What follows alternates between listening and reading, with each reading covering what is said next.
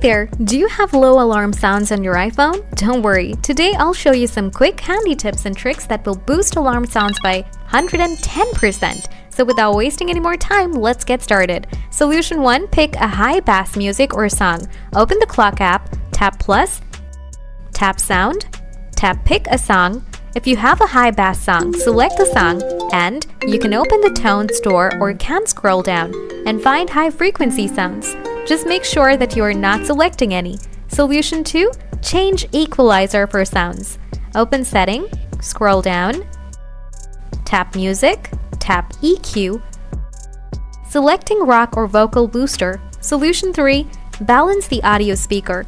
Open setting, scroll down, tap accessibility, scroll down, tap audio and visual, scroll down, make sure the round icon is set to the middle. If this is not in the middle, you'll have low sounds on your iPhone. Solution 4. Give reset all setting. Go to settings, scroll down, tap general, scroll down, tap transfer or reset, tap reset all settings. By following these steps, you can increase the sound volume of the alarm on your iPhone and ensure that it is loud enough to wake you up effectively. Now, if you still have anything to ask, please ask me in the comment section. Thanks for watching.